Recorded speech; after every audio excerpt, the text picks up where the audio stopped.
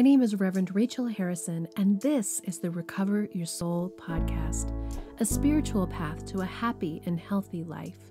I started Recover Your Soul after having profound changes in my life from my recovery of alcoholism, control addiction, and codependency.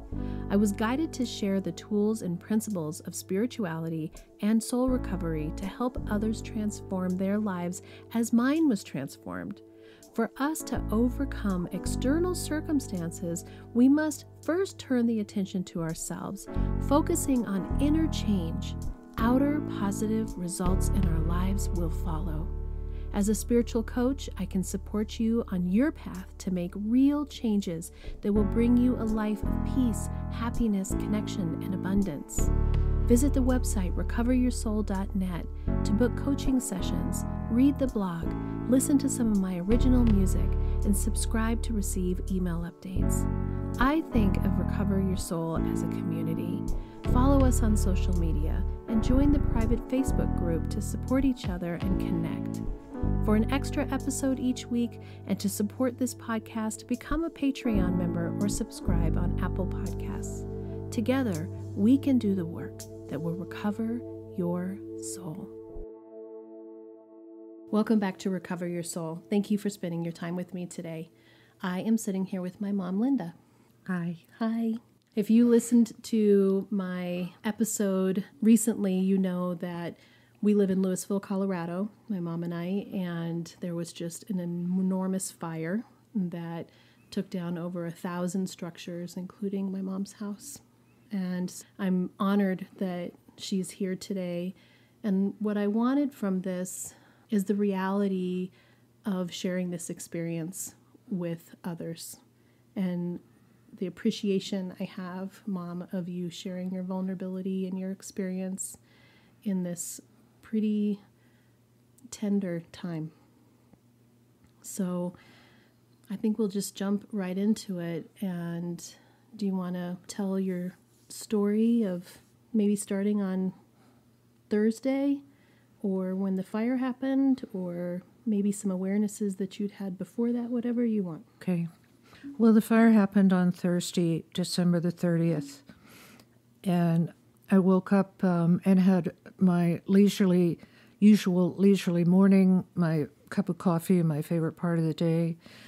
Then I decided I should shower and dress, and then when I came back downstairs to my kitchen, which has big windows facing the south and the west, I said, the sky was very brown, and I knew immediately that something serious was happening. And within 2 hours at that time, I had evacuated. And by nightfall of that evening, the house was totally gone. I have always been pretty aware of the fact that anything can happen at any time, and also that your life can change in an instant. And I've always told people, you're never totally safe anywhere. Things happen. Airplanes fall out of the sky onto houses and so forth. Mm-hmm. But I didn't really expect to be such a living example that you can wake up one morning and think, oh, what a lovely day, and by the end of the day, your life is so radically changed. What I am thinking about is you have said this for a good portion of my life. You have utilized your Buddhist practice, which is impermanence, and the awareness that everything is forever changing. And part of the story is that 3 or 4 months ago, we were walking around the neighborhood, and you said, hey, I keep meaning to tell you this, and I know that this house means a lot to you after I'm gone, but I just don't want you to count on it. And at the time, I had no idea really what that meant, because this structure, this life, this thing that exists, that has been part of our life for so long, this house you've lived in for 25 years, seems so permanent. Mm-hmm. We both were planning on a long-term picture in which I hope to live there for the rest of my life. I'm 75 now, so another 5, 10, 15, 20 years, I hope to stay living in that house, and that if I needed health care, it was a big enough house. Maybe I could have a live-in attendant. And then when I was gone, the house would go to Rachel and Richard, and they could live in it or they could sell it and have a nice resource. So, yeah, we kind of assumed it was going to be there for the long term. Kind of ironically, I had a cabin in the mountains for 20 years, which Richard built for me. And there were 2 separate summers. There were huge wildfires in the mountains that each time came within a mile of my cabin. And, of course, during the time of the fires, I was very nervous about whether it would get to my cabin or not. But I would always say to myself, well, if it does, it's just my cabin. It's not my home. And never would I have imagined that a wildfire would take my home in the suburbs of a city. Never. But going back to that conversation where you said don't count on it, I think it's incredibly fascinating that even though we still are honestly in disbelief, I mean, we've been up to the site, we've dug around, you actually went up and watched it burn the night of the fire. There's still some part that's hard to believe that it's real. And yet that Buddhist part of you that said it's impermanent, you can't count on it. What does that feel like now? It feels like it's true. It's very true. It's one of the fundamental teachings of Buddhism is called impermanence. And it's meant to remind us that absolutely nothing remains, either remains the same or remains forever. So whatever it is that we hold so dear and precious is always going to change one way or the other. It might just be subtle changes, or it might be a radical change like dying or being totally destroyed. And so we need to not depend on external circumstances or things to bring us happiness. We have to find our happiness in our hearts and in our minds and be able to be content no matter what the circumstances. And 50 years of that kind of training and 50 years of actual meditation practice, I am sure, is what has enabled me to accept the reality of this experience with pretty fair measure of calmness. Pretty phenomenal calmness and grace, and really inspiring, actually, for me to see the value of a spiritual practice and the truth of even when something catastrophic happens, that it doesn't mean that you're not having grief. It doesn't mean that you're not having those intense feelings of loss, which we've been talking about today, but this underlying foundation of strength and knowing that you're going to be okay, that life will be forever different from here, but you're all right. Yes, that's what I've been telling everyone even from the night of the fire. I kept telling everyone I'm okay, and I am okay, and I will be okay, and I'm going to have a different life. I'm not attempting in any way to rebuild or reconstitute my old life. I loved that life and that lifestyle, and I loved that big house, and I loved all the years and years of treasures that I collected from all over the world. I had Oriental rugs, I had Japanese kimonos, I had Indian saris, I had copper from Egypt and Turkey, and I had wonderful things and books. I had hundreds of wonderful books. Yes, I will miss them all. But they're gone, and in many ways, I'm also a very practical person, which is if there are circumstances that you have no power to change or to undo, then it's up to you to decide how you're going to deal with them. You can make yourself miserable by refusing to accept it, or you can accept it and move on in the best way forward that you can. And I have a stubborn determination to be happy in my life, and therefore I'm going to. That phase of my life, which was wonderful, is changing now to my next phase, which is also going to be wonderful in a very different way. That's amazing. That really is incredible to have that strength of character, strength of hope, strength of belief. It's really remarkable. I think that so many people, we want to hold on to what we had. We want it to go back. We want to feel that comfort that we had, and that resistance to change is really difficult and painful. Yes, it's a very human nature thing to try to hold on and to try to be comfortable. But again, I think that's one of those fundamental Buddhist teachings, is to realize that that's not the way the universe goes. And also, I have to say, yes, this was terrible. I lost everything, everything. But I didn't lose myself, and I didn't lose my mind, and I didn't lose my family. And furthermore, it makes me feel even more compassion and concern for so many people in the world who are facing disaster and hardship much worse than this every day.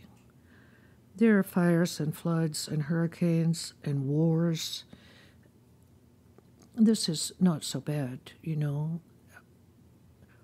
I'm pretty fortunate because not only do I have love and family, but I had insurance and I have some resources. I'm not out on the street. So my life is not ruined, it's just changed.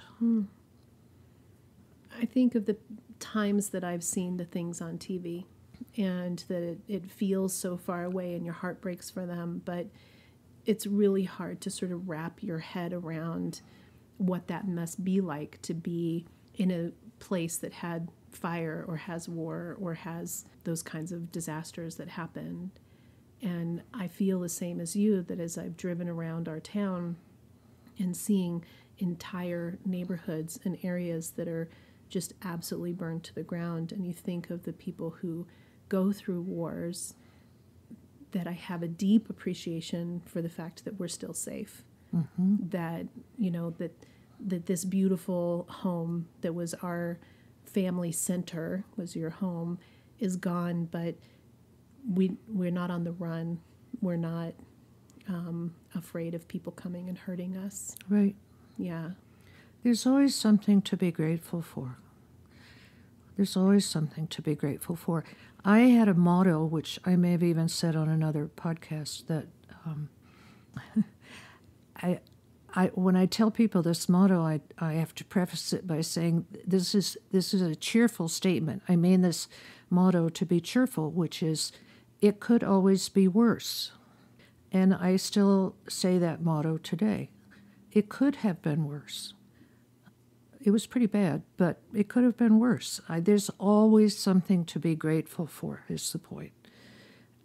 And I choose to put my energy into being grateful instead of being regretful, or to look forward instead of looking backward. It's a choice. It's still important to allow yourself to feel the feelings. And I think that there can sometimes be the desire to say, oh, it could have been worse, so I can't feel the feelings that I'm feeling. And I love, actually, that today was your griping day, that you've been really so good and so accepting. And then today was a day where you were feeling some anger and frustration and the grief that is flowing through you in your own way. I felt was really important for you to not just be okay, but to have a day where it sucked today. Yeah. It's two 2 weeks ago yesterday. The first couple of days are of any disaster for anyone. I think you're in shock, or what we in America call shock. It's actually very similar to a high level of meditation in terms of you're liberated actually from your thoughts and your feelings for a period of time. You're actually dwelling in a more open, unjudgmental state of awe at whatever it is that has happened. And then I had a couple of days that I called my gasping days, where every time I would think of something that I had lost, I would take a deep gasping breath of missing it. And then I've had hours, especially in waking up in the mornings, of big, heavy emptiness. I don't know how emptiness can be heavy, because emptiness supposedly is empty, but it was heavy and empty, just that everything was missing. But then I've also had days when I was just downright cheerful and thought, well, I don't know whether to apologize for this, but I'm actually cheerful today. And that is because I think I still believe in my future. Yeah. And then today was finally my gripey day, in which I just woke up feeling like, well, damn. I had everything. I had everything I wanted, and it had taken me 75 years of my life to get it all set up and gathered and arranged just the way I wanted it to be for the rest of my life. And now, suddenly, it's all completely gone, materialistically.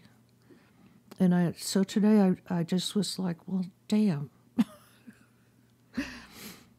But I'll go on. You will go on, and you have done something really powerful and important, which is to give yourself permission to feel those feelings. And I think the interesting thing is everybody goes through their grief in their own process and in their own speed, and there's no right or wrong way or no right or wrong amount of time. That your 50 years of Buddhist practice gave you a foundation to accept it probably a lot cleaner than a lot of other people, but that doesn't mean that your experience is any better or worse than anyone else's. Everybody needs to experience their feelings and their grief and their loss completely in their own fashion. Yes, and I've thought about the fact that we have to process things in our lives, but it's a balance between processing it, by which I mean actually feeling the feelings, but not dwelling in it, not sinking into it. Mm-hmm. You have to go through it, but you have to keep going. You have to not then just sink down and hang on to the grief or the regret or the anger. So it's a little tricky, actually, I think. I love that you say that, because that's something that I talk about a lot in soul recovery. Is it's really important to feel your feelings and let them flow like a river, instead of damming them all up and keeping them close, where you can't allow the flow mm-hmm. of spirit, of source, of higher power to move you on to the next thing. Mm-hmm. And change is inevitable. And you've always taught me that. And I love that some part of you is already interested and curious and open to whatever this new life is. And the other thing I really appreciate is that you haven't tried to figure out what's next. You've just figured out what is the next step instead of the big picture step. The big picture in my case, or cases like mine, is complicated. Do we build, rebuild? Do we sell? There's actually lots and lots of possibilities. And first of all, it's too logistically complicated to figure out in a hurry, but it's way too emotionally complicated to try and figure out in a hurry either. I have to just let myself process and feel and go by intuition instead of always trying to work it out in your brain about what should be, what should be the answer. Right. You have to let the answer reveal itself to you. And that's the guidance and intuition of your connection with higher power, with spirit, and the knowledge and belief, as I feel you have, that everything's working out for you. That even if it's not what we would have chosen, that we know that it's moving forward in a positive direction. Yes, Rachel and I have a little bit different perspective on this.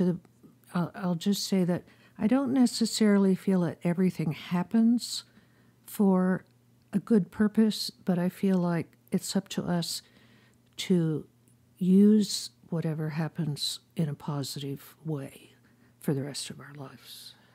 I feel the same way. Yeah. Yeah. I don't necessarily believe, like some people, that everything happens for a reason, quote unquote reason. Like this was a learning lesson for 1,000 homes. We're supposed to learn this lesson. I don't think that. I agree with you 100% that we get to choose how we're going to respond. We get to choose if we're going to come from our heart and come from a place of spiritual guidance and belief, or whether we're going to come from an ego place where we're determined to force it into something that we want or think we want. Okay, right. I want to talk a little bit more about that thing of allowing space before thinking you have to figure out everything and make all the decisions and plans right away. That's one of the big trainings I've had all these years in meditation practice, is learning to just be relaxed in the space that you're in or the circumstance that you're in, instead of always trying to fix it or change it or fill it up with stuff or noise or plans. It's very hard for most of us humans to just rest in undefined openness. To be with what is. To be with what is without feeling like we have to judge it, have opinions, make plans, fix it. I mean, we do have to take actions in our lives, but just think about how compulsive we are about it most of the time. We need to just learn to let things work themselves out, or let intuition or spirit guide us at its pace. And that's a big part of meditation practice, and that, I'm sure, is what is like supporting me at this time. And being present, I think, being in that space and really being in this moment now versus the hurt of the past or the fear or concern of the future, to be right here, right now. Yeah, and I've said this before, there's a meditation practice in my tradition of feeling how you feel right now.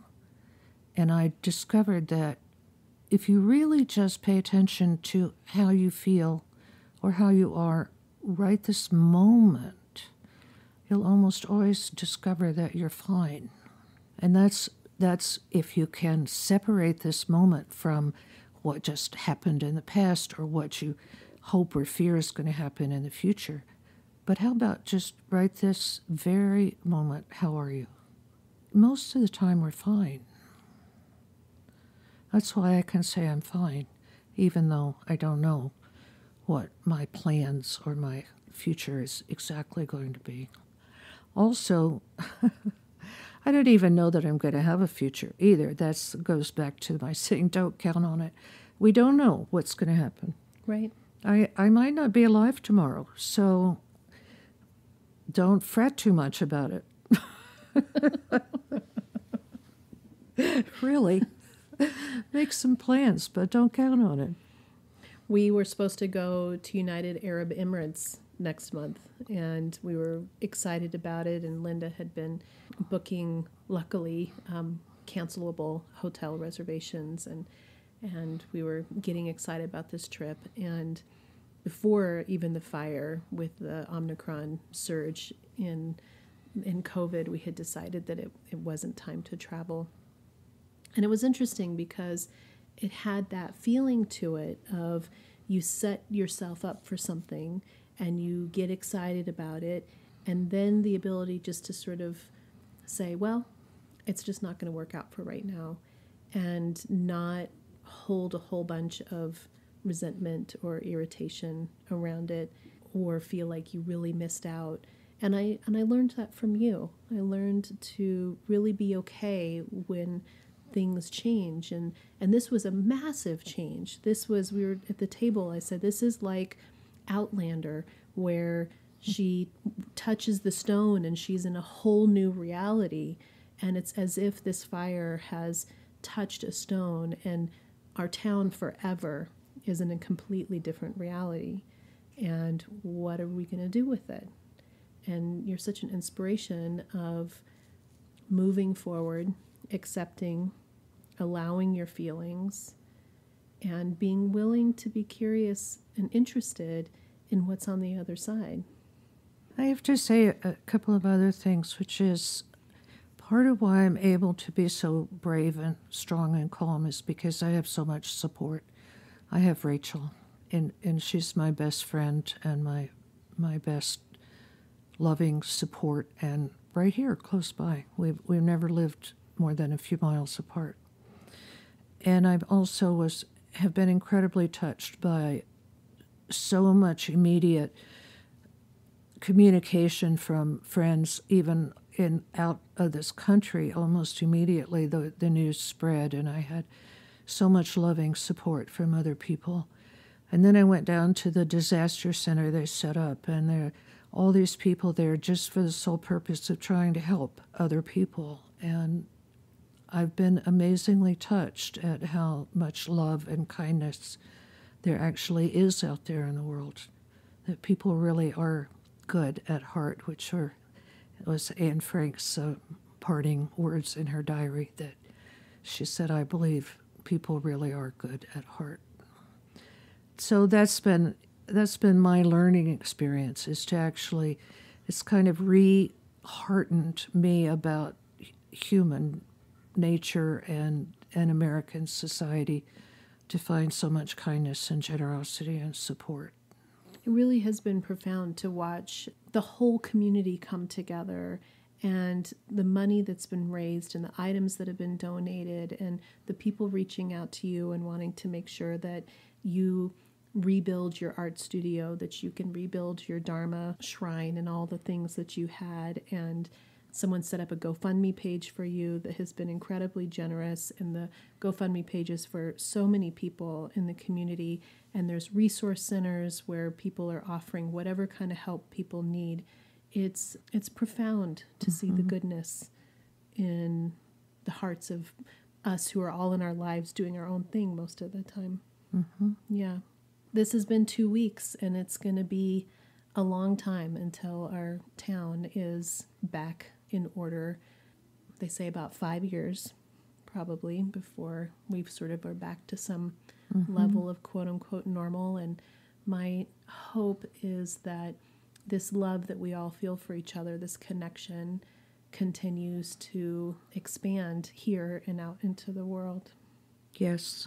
So at 75 years old, 5 years from now is indeterminate, whether I will still be here or not, or how I want to spend these next 5 years. So this is part of that as yet unrevealed decisions about the future. What I do know for sure is that this spiritual practice that you've had for the last 50 years will continue to be your foundation, and that soul recovery and spirituality is the knowledge that we can be okay even when it doesn't seem like it's okay. And what an instrument you are to show, what an inspiration you are to show that reality, that your heart is broken open and that you are walking through this with grace and feeling the feelings and being a human and being connected in a way that will allow you to get to the other side. Thank you. I think that's all I have to say today. There's a thing in Star Wars where he says, "I've spoken." So there we go. The master has spoken. I love you, Mom. Thanks for sharing your experience with us today. I love you, Rachel Ann, and I send my love and best wishes to everyone who may be struggling through challenges in life. Together we can do this. Together we can recover our souls. Thank you so much. Until next time, namaste. Thank you for listening, and I hope this episode offered you tools, guidance, and inspiration on your journey to recover your soul. If you'd like some support and encouragement with your soul recovery, book a coaching session with me. When you're ready for change, it's amazing what can be done in just a few sessions.